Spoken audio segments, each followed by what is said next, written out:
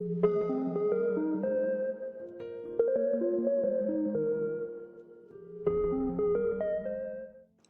friends, this is Dr. Mamta Rathi.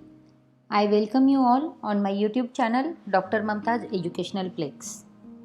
Friends, हम लोग absorption of the companies की series देख रहे हैं। Absorption of companies corporate accounting का एक इम्पॉर्टेंट चैप्टर है जिसके बेसिक कंसेप्ट्स हमने देख लिए हैं और साथ ही साथ सॉल्व प्रॉब्लम्स भी हमने देख लिए हैं, जिसमें अलग अलग एडजस्टमेंट और उनके अलग अलग इफ़ेक्ट्स को हमने स्टडी किया है। आज का जो प्रॉब्लम हम देखेंगे उसमें देखेंगे हम discharge of debentures only premium, जिसके लिए हमने यूज़ किया है। तो आज की जो एडजस्टमेंट है वो एडजस्टमेंट भी अलग है, जो only premium for discharge of debentures हम देखेंगे। और साथ ही साथ आज के प्रॉब्लम में हम लोग क्लोजिंग बुक्स में जर्नल एंट्रीज के सिवा लेजर अकाउंट्स देखेंगे। अब तक के जो प्रॉब्लम्स हमने सब देखे हुए हैं उन सभी में हमने जर्नल एंट्रीज बनाई थी क्लोजिंग बुक्स में, लेकिन आज के प्रॉब्लम में जो क्लोजिंग बुक्स रहेंगे हमारे, उसमें हम बनाएंगे हमारी लेजर अकाउंट्स को। तो ये प्रॉब्लम थोड़ा सा डिफरेंट रहेगा, थोड़ा सा अलग रहेगा, तो इस प्रॉब्लम को हम समझ लेते हैं। तो चलिए शुरू करते हैं हमारे प्रॉब्लम के साथ। सबसे पहले हम रीड कर लेते हैं हमारी प्रॉब्लम को। The following was the balance sheet of Rathi company limited as on 31 December 2020। Balance sheet हमारे पास है। Share capital 3000 shares of ₹100 each, 3 lakhs। 7% debentures of ₹7% debentures 10,000। Profit and loss account 2,000। Workmen's compensation fund 1,000। Sundry creditors 20,000। Land and building asset side में अब asset देखेंगे। Land and building 25,000। Machinery and plant 10,000। Investments 20,000। Stock 6,000। Cash 2,000। The company sells its business to Golden Company on the following terms. The Golden Company takes over the assets except cash at 10% more than book values. It also agrees to take over sundry creditors and an outstanding liability of ₹600 against Workmen's Compensation Fund. In addition, it is to pay ₹1,000 to enable Rathi Company to discharge its debentures at a premium of 10%. It is to pay the purchase price in 3,000 shares of ₹10 each at an agreed price of ₹12 per share and the balance in cash.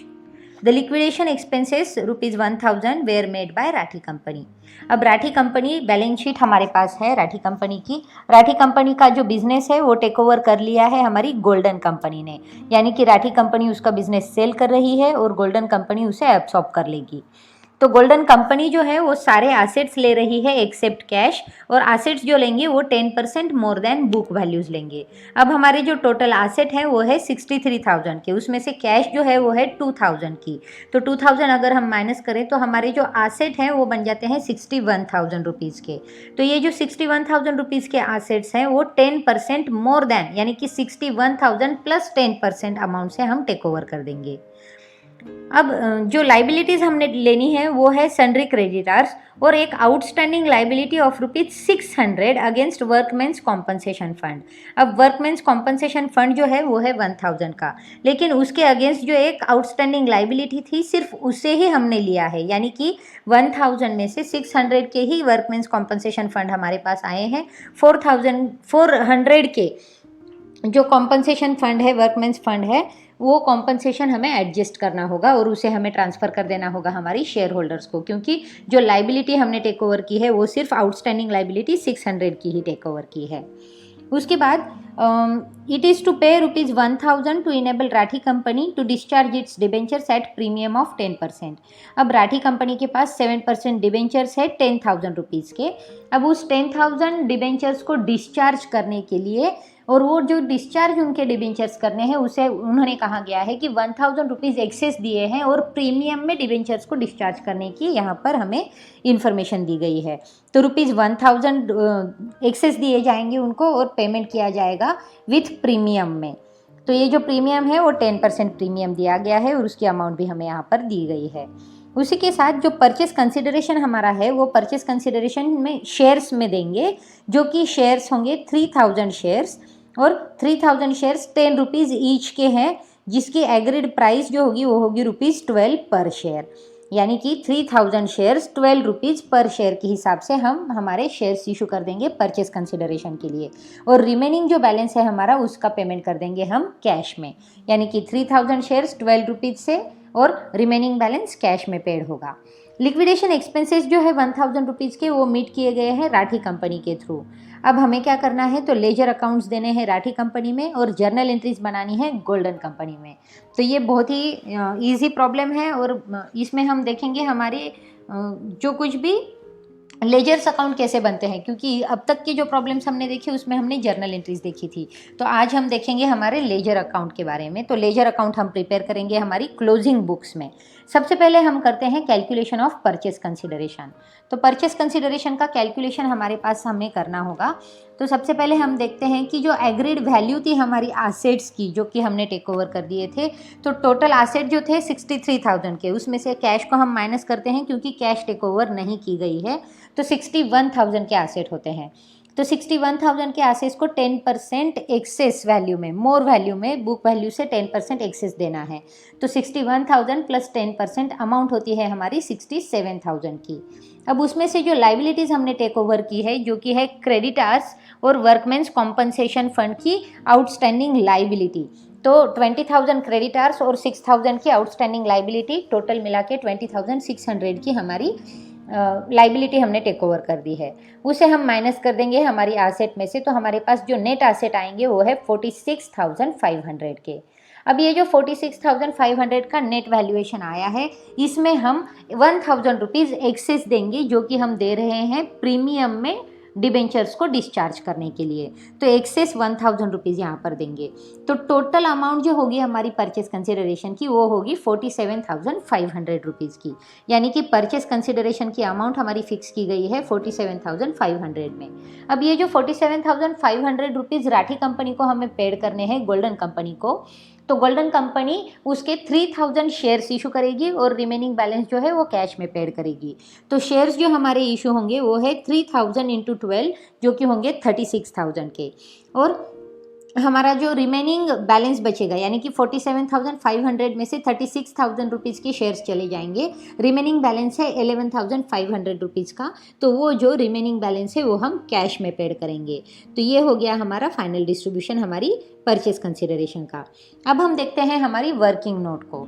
सबसे पहले working note देखेंगे हम हमारी compensation fund की। अब जो outstanding liability है 600 की, वो टेक ओवर की गई है गोल्डन कंपनी की ओर से, और जो बैलेंस जो बच जाता है 400 का, वो रिप्रेजेंट करता है अनडिस्ट्रीब्यूटेड प्रॉफिट का। तो ये जो 400 का बैलेंस है उसे हम ट्रांसफ़र कर देंगे हमारी शेयर होल्डर के अकाउंट को। उसी के साथ हमारा जो परचेस कंसिडरेशन का कैलकुलेशन होता है वो हम एग्रीड वैल्यूज़ पर करते हैं, यानी कि जिस वैल्यू पर एसेट और लाइबिलिटीज़ टेक ओवर करने डिसाइड हुए थे उसी वैल्यू पर हमें हमारा परचेस कंसिडरेशन लेना होता है। तो हमने जो परचेस कंसिडरेशन किया है वो 10% एक्सेस अमाउंट में किया है, लेकिन जब भी ओल्ड यानी कि क्लोजिंग बुक्स में हम एंट्रीज करते हैं या फिर रियलाइजेशन अकाउंट को हमारी एसेट को ट्रांसफ़र करते हैं, तब वो सारे एसेट जो हैं वो बुक वैल्यू पर ट्रांसफ़र होते हैं, क्योंकि ये जो कंपनी है वो कंपनी डिसॉल्विंग की स्टेज में है। अगर हम ये बुक वैल्यू पर एसेट ट्रांसफ़र नहीं करेंगे तो वो जो अकाउंट्स है वो अकाउंट क्लोज नहीं होंगे। तो उनको क्लोज करने के लिए रियलाइजेशन अकाउंट को जो अकाउंट हम ट्रांसफ़र करते हैं वो सारे बुक वैल्यूज़ पर ही हमें ट्रांसफ़र करने होंगे। तो चलिए, हमारा जो इनिशियल कैलकुलेशन है वो यहाँ पर हो गया है। अब हम बनाते हैं क्लोजिंग लेजर्स, यानी कि हमारी क्लोजिंग कंपनी के लेजर हम यहाँ पर डिस्प्ले करने वाले हैं, तो उसे हम सबसे पहले बना देते हैं। फ्रेंड्स, अब चूँकि मैं प्रेजेंटेशन आपके सामने कर रही हूँ और एक साथ मैं सारे अकाउंट्स आपको कंसिडर नहीं कर सकूँगी सामने दिखाने के लिए, डिस्प्ले करने के लिए, तो मैं रिक्वेस्ट करती हूँ आप सभी से कि मैं जो एक्सप्लेनेशन आपको बता रही हूँ उसे थोड़ा सा गौर से सुनिएगा और उसके जो इफ़ेक्ट्स है उन इफ़ेक्ट्स को भी ध्यान रखिएगा, ताकि नेक्स्ट स्लाइड में मैं आपको बाकी अकाउंट्स में इसकी जो इफ़ेक्ट्स थे उन इफ़ेक्ट्स को बताऊँगी। तो सबसे पहला अकाउंट जो हम बनाएंगे वो है हमारा रियलाइजेशन अकाउंट। अब जैसे कि हमें पता है जर्नल एंट्री जब भी हम करते थे उसमें सबसे पहली एंट्री हम करते थे हमारी एसेट्स को क्लोज करने की, यानी कि हमारे जो एसेट टेक ओवर किए जा रहे हैं उन सभी को हम ट्रांसफ़र कर देते हैं रियलाइजेशन अकाउंट को। तो अब हमारे सिर्फ कैश को छोड़कर बाकी सारे एसेट जो हैं वो टेक ओवर कर लिए गए हैं, तो उसे हम दे देते हैं हमारी रियलाइजेशन अकाउंट को।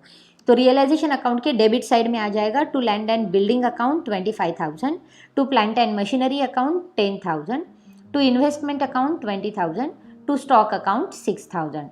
तो जो एसेट है वो एसेट हमने टेक ओवर कर लिए। एसेट के साथ ही साथ हमने लाइबिलिटीज़ भी टेक ओवर कर ली। तो लाइबिलिटीज़ जो टेक ओवर की है उसे हम ट्रांसफ़र कर देते हैं रियलाइजेशन अकाउंट के क्रेडिट साइड में। सो क्रेडिट साइड में हम लिख देंगे by sundry creditors 20,000 and by liabilities for workmen's compensation fund 600। अब सिर्फ आउटस्टैंडिंग लाइबिलिटी को टेक ओवर किया गया है, इसलिए सिर्फ 600 रुपीज़ ही हमने यहाँ पर ट्रांसफ़र किए हैं। अब एसेट्स हमने ट्रांसफ़र कर दिए, लाइबिलिटीज़ भी हमने ट्रांसफ़र कर दी है। अब हमारी जो नेक्स्ट होती है एंट्री जर्नल एंट्रीज़ में, उसमें हम देखते हैं कि हमारे जो शेयर होल्डर्स होते हैं उनको हम हमारे अनडिस्ट्रीब्यूटेड प्रॉफिट्स को ट्रांसफ़र कर देते हैं। जैसे कि हमारे शेयर कैपिटल है, प्रॉफिट एंड लॉस अकाउंट है, और अब हमारे इस प्रॉब्लम में वर्कमेंस कॉम्पनसेशन फंड में 400 रुपीज़ है जो कि अनडिस्ट्रीब्यूटेड प्रॉफिट है, तो उसे भी हमने ट्रांसफ़र कर देना है। तो ये ट्रांसफ़र जो है शेयर होल्डर का उसे हम दे देंगे। तो सबसे पहले शेयर होल्डर अकाउंट के क्रेडिट साइड में ये एंट्रीज होगी by share capital account 30,000 rupees, by profit and loss account 2,000 rupees, by compensation fund workmen's compensation fund 400 rupees. Outstanding liability जो थी 600 की वो हमने ले ली है, जो रियलाइजेशन अकाउंट को ट्रांसफ़र कर दी, और जो रिमेनिंग बैलेंस था 400 रुपीज़ का उसे हम ट्रांसफ़र करते हैं शेयर होल्डर्स को, तो इसीलिए वो यहाँ पर आती है। अब इसके बाद यहाँ पर सारे अकाउंट्स हमारे क्लोज हो जाते हैं, यानी कि सारे अकाउंट जो हैं वो हमने ट्रांसफ़र कर दिए हैं बैलेंस शीट के जो अकाउंट्स हैं उनको। अब हम क्या करेंगे, तो हमारी परचेस कंसिडरेशन जो है उसके अमाउंट को ड्यू कर देंगे। अब जो परचेस कंसिडरेशन की वैल्यू हमने कैलकुलेट की थी वो है 47,500। तो उसकी जो एंट्री होती है हमारी वो होती है golden company account debit to realisation account. तो रियलाइजेशन अकाउंट हमारे पास है, तो यहाँ पर हम कर देंगे हमारी परचेस कंसिडरेशन की अमाउंट को ड्यू। तो रियलाइजेशन अकाउंट की क्रेडिट साइड में by golden company purchase price 47,500 rupees. अब इसका जो सेकेंड इफेक्ट है वो इफेक्ट हम देंगे हमारी गोल्डन कंपनी में, जो कि मैं नेक्स्ट स्लाइड में आपको बताऊंगी। अब इसके बाद जैसे कि हमें पता है कि हमने एक्सपेंसेस पेड किए हैं लिक्विडेशन के राठी कंपनी ने, जो एक्सपेंसेस हमें रियलाइजेशन अकाउंट को ट्रांसफ़र करने होते हैं लिक्विडेशन एक्सपेंसेस, तो उसे हम पहले पेड कर देते हैं। तो ये एक्सपेंसेस है, इसलिए हम इसे डेबिट साइड में लिखेंगे to cash account expenses 1,000 rupees के। उसी के साथ हमें डिबेंचर होल्डर्स को प्रीमियम पेड करने के लिए एक्सेस 1,000 रुपीज़ भी मिले थे, तो उसकी भी एंट्री हमें यहाँ पर दे देनी है रियलाइजेशन अकाउंट को। रियलाइजेशन अकाउंट को हमें एंट्री देनी होगी डिबेंचर होल्डर्स के नाम से, क्योंकि ये जो 1,000 रुपीज़ मिल रहे हैं हमें, वो हमें ट्रांसफ़र करने हैं डिबेंचर होल्डर्स को। तो हमारी एंट्री होगी रियलाइजेशन अकाउंट के डेबिट साइड में to debenture holders account premium के लिए 1,000 रुपीज़ की। तो इसी के साथ हमारी जो सारी रियलाइजेशन के रिलेटेड अकाउंट के रिलेटेड जो ट्रांजैक्शंस थे वो यहाँ पर हमने कर लिए हैं। तो रियलाइजेशन अकाउंट को हम यहीं पर क्लोज करते हैं। फ्रेंड्स, मैं एक साथ सारे अकाउंट्स डिस्प्ले नहीं कर सक रही हूँ, एक टेक्निकल इशू की वजह से। मैं आपको 1 बाय 1 सारे जो अकाउंट्स हैं उनके इफेक्ट्स बताऊँगी, और उनके जो सेकेंड इफेक्ट्स हैं उन्हें भी मैं आपको आगे चलते बताऊँगी। तो यहाँ पर हम रियलाइजेशन अकाउंट को क्लोज कर देंगे। रियलाइजेशन अकाउंट की क्रेडिट साइड बैलेंस जो है वो ज़्यादा है 68,100। डेबिट साइड में गैप दिख रहा है, इसका मतलब है कि रियलाइजेशन अकाउंट पर प्रॉफिट हो रहा है, तो हम दे देंगे ये प्रॉफिट शेयर होल्डर्स को। तो टू शेयर होल्डर्स अकाउंट 5,100। तो ये जो प्रॉफिट होता है रियलाइजेशन अकाउंट का उसे हम ट्रांसफ़र कर देते हैं शेयर होल्डर अकाउंट को। तो ये जो यहाँ पर शेयर होल्डर अकाउंट है उसको हम ट्रांसफ़र कर देंगे। शेयर होल्डर अकाउंट भी आपके सामने है। तो रियलाइजेशन अकाउंट का जो बैलेंस था वो हम ट्रांसफ़र कर देंगे शेयर होल्डर्स अकाउंट के क्रेडिट साइड में बाय रियलाइजेशन अकाउंट 5,100 में। अब शेयर होल्डर्स अकाउंट में हमने देख लिया कि शेयर कैपिटल को ट्रांसफ़र कर दिया, प्रॉफिट एंड लॉस अकाउंट को ट्रांसफ़र कर दिया, अनडिस्ट्रीब्यूटेड प्रॉफिट कॉम्पनसेशन फंड जो था वर्कमेंस कॉम्पनसेशन फंड उसे भी दे दिया, साथ ही साथ प्रॉफिट जो हुआ था रियलाइजेशन अकाउंट पर वो भी ट्रांसफ़र कर दिया है। तो रियलाइजेशन के भी सारे इफेक्ट्स दे दिए, और शेयर होल्डर्स को जो पेमेंट करना था वो भी सारा पेमेंट हमने यहाँ पर दे दिया है। अब ये पेमेंट सारा शेयर होल्डर्स को हो गया है। साथ ही साथ शेयर होल्डर्स जो हैं उन्हें गोल्डन कंपनी जो है वो उनके शेयर्स इशू करने वाली है, क्योंकि गोल्डन कंपनी का जो परचेस कंसिडरेशन है उसकी जो अमाउंट है वो शेयर्स में पेड होने वाली थी। तो वो जो 36,000 रुपीज़ के शेयर्स इशू करने वाले हैं, वो शेयर्स की जो अमाउंट है वो मिलेगी शेयर होल्डर्स को। तो उस अमाउंट को हम यहाँ पर डेबिट कर देंगे। तो शेयर होल्डर अकाउंट के डेबिट साइड में आ जाएगा to shares of golden company account 36,000 rupees. तो ये 36,000 रुपीज़ यहाँ पर आ चुके हैं। अब अगर हम शेयर होल्डर्स के अकाउंट को क्लोज कर दें तो अकाउंट में हमें दिख रहा है कि 37,000 रुपीज़ का बैलेंस है। तो जो गैप दिख रहा है हमारे पास डेबिट साइड में उसे हम कैश में एडजस्ट कर देंगे। To cash account 1500। तो टोटल बन जाती है हमारी शेयर होल्डर्स अकाउंट की 37,500। तो इसी तरह से हमारा रियलाइजेशन अकाउंट और शेयर होल्डर अकाउंट दोनों अकाउंट बनकर रेडी है। अब हम चलते हैं हमारे नेक्स्ट अकाउंट्स की ओर। अब सबसे पहले हम बनाएंगे हमारी डिबेंचर होल्डर्स की अकाउंट को। डिबेंचर होल्डर्स की अकाउंट को हमें बनाना है, साथ ही साथ गोल्डन कंपनी अकाउंट को भी हमें बनाना होगा, shares of golden company account को भी बनाना होगा, और इम्पोर्टेंट, सबसे इम्पोर्टेंट जो है वो है कैश अकाउंट, क्योंकि कैश जो है वो हमने टेक ओवर नहीं की है, इसलिए कैश में जो कुछ भी ट्रांजैक्शन हो रहे हैं उसके इफेक्ट हमें बताने पड़ेंगे, तो कैश अकाउंट भी हमें बनाना पड़ेगा। तो फ्रेंड्स, सबसे पहले हम बनाते हैं हमारी गोल्डन कंपनी अकाउंट को। अब जैसे कि हमें पता है गोल्डन कंपनी में हमने रियलाइजेशन अकाउंट में परचेस प्राइस को ड्यू कर दिया था, तो उसका जो इफेक्ट है वो गोल्डन कंपनी में आएगा। तो गोल्डन कंपनी के डेबिट साइड में एंट्री आ जाएगी हमारी टू रियलाइजेशन अकाउंट 47,500। ये वो अमाउंट है जो हमने रियलाइजेशन अकाउंट में पहले ही लिख दी थी परचेस कंसिडरेशन ड्यू की, उसे हमने ट्रांसफ़र कर दिया गोल्डन कंपनी अकाउंट को। अब गोल्डन कंपनी क्या करेगी, ये 47,500 रुपीज़ जो ड्यू अमाउंट है उसका पेमेंट कर देगी। अब उसका जो पेमेंट है वो शेयर्स में होगा 36,000 रुपीज़ का। तो पहले हम शेयर्स इशू कर देते हैं, तो उसकी एंट्री आएगी क्रेडिट साइड में, गोल्डन कंपनी के क्रेडिट साइड में, by shares in golden company account 36,000। और रिमेनिंग जो बैलेंस है वो कैश में पेमेंट होने वाला था, तो इसलिए सेकेंड एंट्री होगी बाय कैश अकाउंट 11,500 की। तो इसी तरह से जो 47,500 का बैलेंस जो हमारी गोल्डन कंपनी का है परचेस कंसिडरेशन के लिए, वो यहाँ पर हमने पेड कर दिया है, और गोल्डन कंपनी का जो अकाउंट है वो भी यहाँ पर क्लोज हो जाता है। अब हम नेक्स्ट अकाउंट देखेंगे हमारे shares of golden company account का। अब शेयर्स जो है हमारे गोल्डन कंपनी अकाउंट के, वो हमने देखे हैं कि 36,000 रुपीज़ के जो शेयर्स हैं वो देने हैं हमें हमारे गोल्डन कंपनी अकाउंट को। अभी अभी हमने देखा कि गोल्डन कंपनी अकाउंट के क्रेडिट साइड में हमने shares in golden company account को रिकॉर्ड कर दिया था, तो उसकी जो सेकेंड इफेक्ट है वो हमारे shares of golden company account में होगी डेबिट साइड में। तो उसका इफेक्ट हम दे देते हैं डेबिट साइड में to golden company account 36,000 rupees. तो अब ये जो है वो शेयर्स देने ड्यू हो गए हैं, अब इस शेयर्स का फाइनल पेमेंट कर देते हैं, क्योंकि ये जो पेमेंट होगा वो होगा शेयर होल्डर्स को।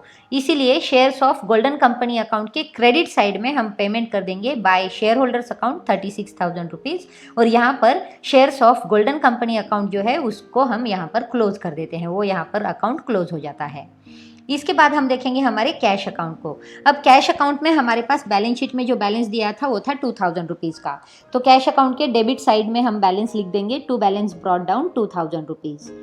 उसी के साथ हमारे पास जो कैश में बैलेंस आया था गोल्डन कंपनी की तरफ से, वो भी बैलेंस हम लिख देंगे to golden company account 11,500। Purchase consideration का जो प्राइस हमें मिला था कैश में, वो हमने यहाँ पर लिख दिया है कैश अकाउंट में। तो कैश अकाउंट में बैलेंस हमारे पास है 2,000 प्लस 11,500 का, लेकिन कैश में से हमने जो पेमेंट दिया है वो है रियलाइजेशन एक्सपेंसेस का, तो उसे हमें यहाँ पर दिखाना पड़ेगा। सो कैश अकाउंट के क्रेडिट साइड में by realisation expenses account 1,000 rupees हम देते हैं। साथ ही साथ हमने डिबेंचर होल्डर्स का भी पेमेंट कर दिया था इन प्रीमियम, यानी कि डिबेंचर्स 10,000 के प्लस प्रीमियम 1,000 का 11,000 रुपीज़ हमने डिबेंचर होल्डर्स को पेड कर दिए हैं, तो उसकी भी अमाउंट हम यहाँ पर लिख देंगे कैश अकाउंट में बाय डिबेंचर होल्डर्स अकाउंट 11,000। और जो रिमेनिंग अमाउंट होती है हमारी कैश की, वो कैश की अमाउंट जो है वो हम ट्रांसफ़र कर देंगे हमारी शेयर होल्डर्स को। शेयर होल्डर के अकाउंट में मैंने जो एडजस्टिंग फिगर थी उसको वहाँ पर ट्रांसफ़र कर दिया था कैश अकाउंट में। तो जो ये 1,500 रुपीज़ का गैप हमें दिख रहा है, क्योंकि जो डेबिट साइड में बैलेंस है वो है 13,500 का, तो अकाउंट हमारा क्लोज हो जाएगा 13,500 से। और क्रेडिट साइड में जो गैप दिख रहा है 1,500 का, कैश जो है वो शेयर होल्डर्स की है, तो इसे हम ट्रांसफ़र कर देंगे शेयर होल्डर के अकाउंट को, तो बाय शेयर होल्डर्स अकाउंट 1,500। इसी तरह से कैश अकाउंट भी हमारा बन गया है। अब जो लास्ट अकाउंट हमारा रह गया है वो है शेयर होल्डर का अकाउंट। जैसे कि हमें पता है डिबेंचर होल्डर्स का अकाउंट, तो डिबेंचर होल्डर्स का जो पेमेंट हमें देना था, डिबेंचर होल्डर्स के पेमेंट को हमने दे दिए थे 11,000 रुपीज़। डिबेंचर्स थे 10,000 के और प्रीमियम हमने दे दिया था 1,000 रुपीज़ का। अब सबसे पहले हम डिबेंचर्स का पेमेंट कर देते हैं, जिसकी एंट्री होगी क्रेडिट साइड में बाय डिबेंचर्स अकाउंट 10,000, क्योंकि डिबेंचर्स जो है वो डिस्चार्ज कर दिए हैं। साथ ही साथ डिबेंचर्स पर प्रीमियम दिया गया था 1,000 रुपीज़ का। अब ये जो प्रीमियम है इसकी एंट्री हमने रियलाइजेशन अकाउंट में कर रखी थी, तो रियलाइजेशन अकाउंट का जो सेकेंड इफेक्ट है वो यहाँ पर आएगा क्रेडिट साइड में by realisation account premium 1,000 rupees का। और इसी के साथ ये जो 11,000 का पेमेंट है वो पेमेंट हो जाएगा डिबेंचर होल्डर्स को। तो डेबिट साइड में अमाउंट आएगी टू कैश अकाउंट 11,000 की, और डिबेंचर होल्डर्स जो हैं वो डिस्चार्ज हो जाएंगे और डिबेंचर होल्डर्स का अकाउंट यहाँ पर हमारा क्लोज हो जाता है। तो फ्रेंड्स, हमने सभी जो हमारी जर्नल एंट्रीज है उसी की हेल्प लेकर हमारे जो लेजर अकाउंट्स है उन्हें बना दिया और सारी लेजर अकाउंट को हमने यहाँ पर क्लोज भी कर दिया है। अब हम चलते हैं नेक्स्ट प्रोसेस, जो कि हमारी परचेसिंग कंपनी यानी कि हमारी गोल्डन कंपनी की जर्नल एंट्रीज की ओर। तो हम बनाएंगे journal entries in the books of golden company. सबसे पहली एंट्री हमारी बनेगी assets and liabilities taken over की। तो हम लोग यहाँ पर ले लेंगे। अब गोल्डन कंपनी में जो एसेट्स एंड लायबिलिटीज हमने टेक ओवर किए हैं वो अप्रिशिएटेड वैल्यू में है, यानी कि 10% एक्स्ट्रा वैल्यू हमने दी हुई है उसकी। तो यहाँ पर जो सारी अमाउंट लिखेंगे हम, वो जो एग्रीड वैल्यू है, रिवाइज्ड वैल्यूज़ हैं, उन वैल्यूज़ में हमारी एंट्रीज यहाँ पर आएगी। तो हमारी एंट्री बनेगी यहाँ पर land and building account debit 27,500। पहले वो 25,000 थे, 10% एक्सेस करके उसकी अमाउंट हो गई है 27,500। Machinery and plant account debit 11,000. Earlier it was 10,000. Investment account debit 22,000. Earlier investment was rupees 20,000. Stock account debit 6,600. Earlier stock की अमाउंट जो थी वो थी 6,000। तो ये सारे जो एसेट थे उन सभी को हमने 10% एक्सेस वैल्यू में ले लिया है। तो इन सभी की अमाउंट जो है वो 10% से एक्सीड हो गई है यहाँ पर। To creditors account 20,000। To liability for compensation fund account 600। To golden company account 47,500। Credit side balance ज़्यादा दिख रहा है, डेबिट साइड में हमारे पास बैलेंसिंग फिगर आ रही है 1,000 की। अब चूंकि ये डेबिट साइड की बैलेंस है, इसके लिए हम इसे एडजस्ट करेंगे हमारी गुडविल अकाउंट में। सो हमने गुडविल अकाउंट को डेबिट साइड में लिख दिया है बैलेंसिंग फिगर में 1,000 rupees. Being assets and liabilities taken over. तो इसी तरह से हमारी एसेट्स भी ले लिए, लाइबिलिटीज़ भी ले ली, और हमारी जो परचेस कंसिडरेशन है वो भी हमने यहाँ पर दे दी है। अब हम क्या करेंगे, तो हम हमारे जो परचेस कंसिडरेशन है उस परचेस कंसिडरेशन का पेमेंट कर देंगे। अब जो पेमेंट हमने करना है उस पेमेंट में हमें जो साफ साफ बताया गया था कि 12 रुपीज़ के शेयर्स हमने इशू करने हैं, क्योंकि हमारे जो शेयर्स थे गोल्डन कंपनी के वो 10 रुपीज़ के ही है, लेकिन 2 रुपीज़ यानी कि जो 2 रुपीज़ एक्सेस हम दे रहे हैं वो इसलिए कि ताकि इस अमाउंट से जो कुछ भी अमाउंट आ रही है वो प्रीमियम की अमाउंट हम यूज़ करें डिस्चार्ज करने के लिए हमारे डिबेंचर्स को। तो हमारी जो 47,500 रुपीज़ की परचेस कंसिडरेशन की अमाउंट हमें पेड करनी थी, उस अमाउंट को हमें इस तरह से लिखना होगा। वो हमारी एंट्री बनेगी Rathi company account debit 47,500 to share capital account 30,000, यानी कि शेयर कैपिटल जो था हमारा वो था 3,000 शेयर्स इंटू 10 रुपीज़ का, तो वो हो जाता है 30,000 का। To share premium account 3,000 into rupees to 6,000, क्योंकि हमें प्रॉब्लम में बताया गया था कि शेयर्स जो है 10 रुपीज़ के उसे हम 12 रुपीज़ में इशू कर रहे हैं, प्रीमियम में हम इशू कर रहे हैं, यानी कि 10 रुपीज़ प्लस प्रीमियम जो है वो 2 रुपीज़ का है। तो उसे हमने यहाँ पर सेग्रीगेट करके बता दिया है, शेयर कैपिटल 10 रुपीज़ से और शेयर प्रीमियम 2 रुपीज़ से, और रिमेनिंग जो बैलेंस था जो कैश में पेड कर दिया था उसकी एंट्री हो जाएगी टू कैश अकाउंट 11,500 की, being payment of purchase consideration. तो इसी तरह से जो हमारा पेमेंट है वो भी हमने कर दिया परचेस कंसिडरेशन का, और जो एंट्रीज थी हमारी गोल्डन कंपनी की उसे भी हमने यहाँ पर कंप्लीट कर दिया है। तो फ्रेंड्स, ये जो एक एडवांस प्रॉब्लम हमने देखा जिसमें हमने हमारी लेजर अकाउंट्स को प्रेजेंट किया है क्लोजिंग कंपनी के, और परचेसिंग कंपनी जो कि न्यू कंपनी है हमारी बिग कंपनी, उसकी जर्नल एंट्रीज भी हमने बता दी है। तो friends, absorption of the companies के सभी प्रॉब्लम्स हमने यहाँ पर सॉल्व कर दिए हैं। सभी तरह के एडजस्टमेंट के, सभी तरह के कैलकुलेशन करके सारे प्रॉब्लम्स मैंने आपके सामने रख दिए हैं। इसके पहले के जो सारे प्रॉब्लम्स थे उन सभी की लिंक मैंने डिस्क्रिप्शन बॉक्स में दे दी है। आप उन सारे प्रॉब्लम्स को स्टडी कीजिए, इस प्रॉब्लम को भी पहले से अंत तक ज़रूर देखें और समझ लें कि किस तरह से हमने लेजर अकाउंट को मेंटेन किया है। तो फ्रेंड्स, मैं उम्मीद करती हूँ कि एब्सॉर्प्शन ऑफ कंपनीज़ की ये जो सारी सीरीज़ है वो आपकी पढ़ाई में बहुत ही बेनिफिशियल साबित होगी। फ्रेंड्स, अगर आपको ये वीडियो अच्छे लगते हैं तो इन्हें आपके दोस्तों के साथ भी ज़रूर शेयर कीजिएगा। फ्रेंड्स, हम लोग फिर मिलेंगे नई वीडियो सीरीज़ के साथ। तब तक के लिए देखते रहिए, शेयर करते रहिए। Thank you.